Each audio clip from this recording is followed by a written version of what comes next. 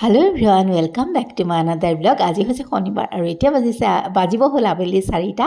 এয়া ৰাতিপুৱাতে ওলাই গৈছোঁ অকণমান মৰ্ণিং ৱাকত, তাৰ পৰাই আজিৰ ব্লগটো আৰম্ভ কৰি দিছোঁ আৰু দিনটো একদম এক্টিভ হৈ থকা যায়। এয়া চাওকচোন কিমান ধুনীয়া পৰিৱেশটো। আৰু তাৰপাছতে এয়া ভাত ৰেডি কৰিছোঁ। ৰাতিপুৱা অফিচত যোৱাৰ সময়ত আহি গ'ল নহয়, ইয়াক পঠিওৱাৰ পাছতে বেল বাজিলে। এয়া দুটা পাৰ্চেল অনলাইন দিছিলোঁ কেইবাটাও, কিন্তু এটা দুটাকৈ আহি থাকে যে আজি বোলো দেখাই দিওঁ কি আহিছে। এডাল টাব ষ্টেণ্ড দিছিলোঁ, সেইডাল আহিছে বুলি মনটো ভাল লাগি আছে। দীঘলীয়া এডাল আহিছে, চাবচোন সেইডাল, ভাবিছোঁ সেই ষ্টেণ্ডডালেই হ'ব। কিটচেনত আহিছোঁ, কেঁচিখন লৈ যাওঁ। বস্তুকেইটা যিহেতু আহিছে আনবক্সিং কৰি লওঁ, মন গৈ থাকে কিনো আহিছে।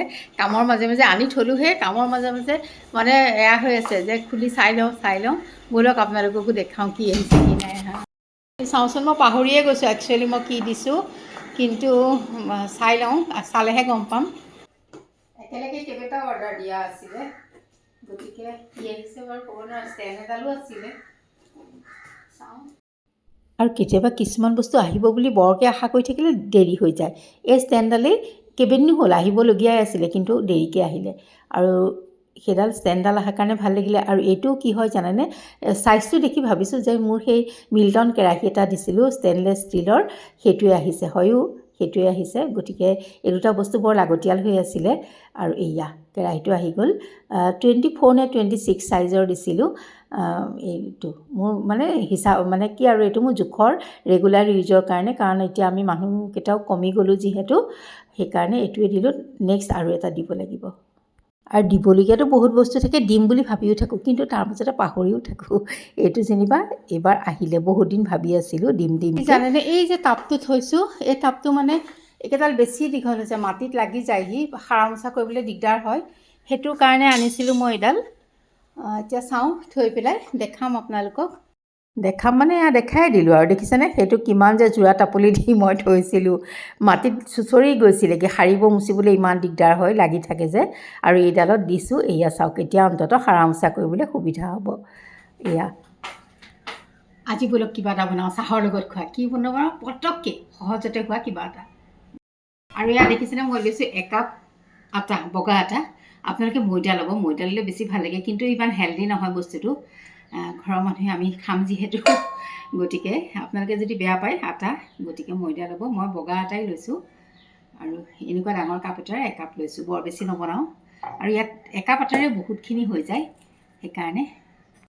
আৰু কাটা নিমকি বনালে বা এনেকুৱা অন্য নিমকিত যিমান তেল লাগে, এইটোত সিমান তেল নালাগে।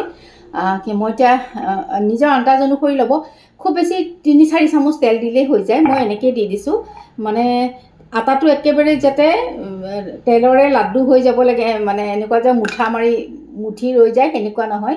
খুব ভালকৈ তেলখিনি ইয়াত মিলালেই হ'ব। বহুত তেল নহয়, 4 চামুচমান, চাহ চামুচৰ 4 চামুচমান তেল ইয়াত চাফিচিয়েণ্ট।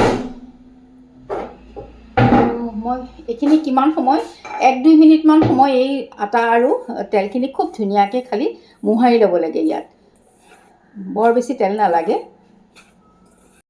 এয়া চাওকচোন, মই ইমান পৰ্যায়লৈকে 1-2 মিনিট সময় ভালকৈ মোহাৰি ল'লোঁ। মই আৰু এটা বস্তু দিম, আপোনালোকে আজৱাইন থাকিলে আজৱাইনো দিব পাৰে।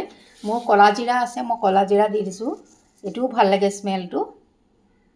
এটা নৰ্মেল টেষ্ট হোৱা নিচিনাকৈ মই নিমখ দিছোঁ। কাটা নিমকিৰ নিচিনা বহুত বেছিও নিমখ দিয়া নাই যে মুখত নিমখ লাগিব ইয়াতো, মানে এনেই আটা মৰাতকৈ অকণ বেছি দিছোঁ। আকৌ অকণ মোহাৰি লৈছোঁ ভালকৈ। এতিয়া মই আটাখিনি এনেকৈ মাৰিম, যিটো আমাৰ ৰুটিৰ কাৰণে বনাওঁ, মানে চফ্ট ডো এটা, খুব হাৰ্ড নহয়, টানকৈ মই নামাৰোঁ, অলপ পানী দি পেলাই মই মাৰি যাম। আৰু চাওকচোন, আটাৰ ডোটো যেনেকুৱা কোমল হয় তেনেকৈয়ে মাৰিছোঁ, আৰু বহুত সময় মোহাৰিও থাকিব নালাগে। অকণমান মই ইয়াতে ৰিফাইন দি থৈছোঁ, দেখিছে কিমান কোমল, মানে গম পাইছে এইটো দেখি পেলাই কিমান কোমল হৈছে, খুব টান নহয় এইটো। মোৰ ডোটো ৰেডি হৈ গ'ল, খুব মাৰি থাকিব নালাগে এইটো। আৰু আহক এতিয়া নেক্সট ষ্টেপটোলৈ যাওঁ। আটাটো এতিয়া ইয়াত ল'ম মই 2 চামুচ ঘিউ, 2 চামুচ মানে অকণমান আৰু দি দিছোঁ, কম যেন লাগিছে।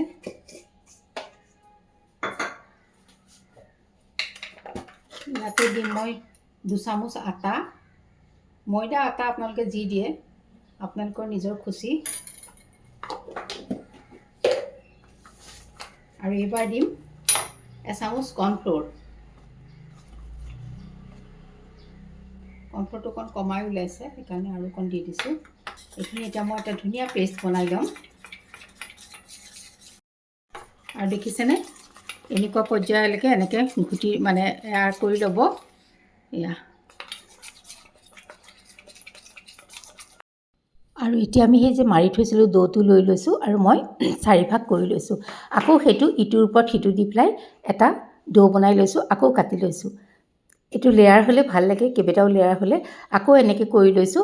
হাতেৰেও আপুনি টেপটেপাই বহল কৰি পেলাই 4টা কৰিব পাৰে। মই অকণমান বেলি লৈছোঁ, লৈ পেলাই আকৌ মই 4টা যেইটাই কৰে বেলিবলৈ সুবিধা হোৱাকৈ আপোনালোকে আকৌ লাড্ডু বনাই ল'ব। মই 4টা কৰি লৈছোঁ, 4খন বনাম বুলি ভাবিছোঁ। আৰু এয়া চাওক, এতিয়া মই অকণমান লাড্ডু আকাৰত কৰি লৈছোঁ। তাৰপাছতে সেয়া ডোটো মই বেলি গৈছোঁ। একদম পাতল হ'ব লাগিব, খুব ধুনীয়াকৈ যাতে ট্ৰেন্সপাৰেণ্ট হৈ যায় তেনেকুৱাকৈ মই বেলিছোঁ। খুব পাতল, এয়া চাওক, হাতখন জিলিকি যোৱা নিচিনা হ'ব লাগে। যিমানেই পাতল কৰিব মুঠতে সিমানেই ভাল হ'ব। ইয়াতকৈও পাতল কৰিব পাৰে আপোনালোকে ইচ্ছা কৰিলে। তেনেকৈ মই গোটেই 4খন এতিয়া বেলি ল'ম। লৈ পেলাই তাৰপিছত মই দেখাই আছোঁ কেনেকৈ কি কৰোঁ। এয়া 4খন মোৰ বেলা হৈ গ'ল। তাৰপিছত চাওক, এইখন মই লৈছোঁ, লৈ পেলাই তাত সেই যে এটা পেষ্ট বনাইছিলোঁ কৰ্ণফ্ল'ৰ, আটা, ঘিউৰ, সেইটো সানি দিছোঁ। তাৰপিছত এখন আকৌ তাৰ ওপৰত ৰুটি দি দিছোঁ। তাৰপাছত আকৌ সেইটো পেষ্টটো সানি গৈছোঁ। এনেকৈ সানিব, প্ৰত্যেকটো লেয়াৰত সানিব লাগিব। আকৌ এয়া দেখিছেনে, দুভাজ কৰি আকৌ এনেকৈ মই সানি গৈছোঁ। তাৰপাছতে আকৌ এয়া 4চুকীয়া টাইপৰ কৰিছোঁ মই, স্কুৱেৰ ছাইজত। তেনেকৈ আকৌ মই বেলি গৈছোঁ ডোটো। খুব প্ৰেছাৰ দি বেলা নাই, অলপ হালকা ফুলকাকৈ বেলিব। আৰু তাৰপিছত কাটি গৈছোঁ। একদম ইজিলি কৰিব পাৰি।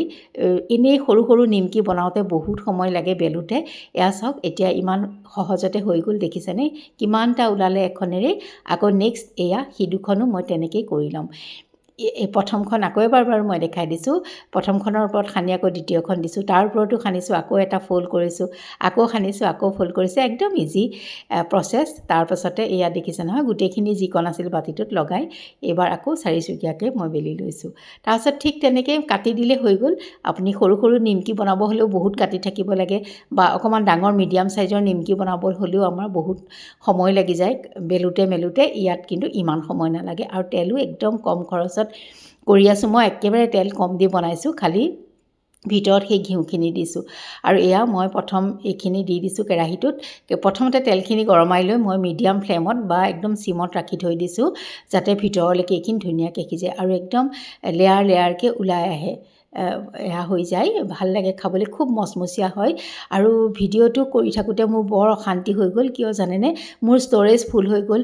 গতিকে মই যিমানখিনিলৈকে পাৰোঁ সিমানখিনিলৈকে আপোনালোকক দেখাইছোঁ। এখন ভাঙি দেখাবলৈও মোৰ নহ'লে, পিছত একেবাৰে মাথাটো গৰম হৈ গ'লগৈ, মানে কিয় নহয় ভিডিঅ' মই কিয় কৰিব নোৱাৰোঁ, মানে ইমান ষ্ট'ৰেজ ফুল দেখাইছে। তাৰপিছতে যেনিবা ঠিক কৰিব পাৰিলোঁ। আৰু এয়া লাষ্টৰ অকণমান মানে দেখাইছোঁ। আৰু বহুত এয়া হৈ গ'ল আজি ভিডিঅ' কৰোঁতে, আৰু যিখিনি পাৰোঁ দেখাইছোঁ। আৰু এই ৰেচিপিটো খুব কম তেলত, কম কষ্টত, কম সময়ত বনাব পাৰিব, খাবলৈও খুব ধুনীয়া হয়। ট্ৰাই কৰিব। আৰু তেন্তে আজিলৈ আহোঁ।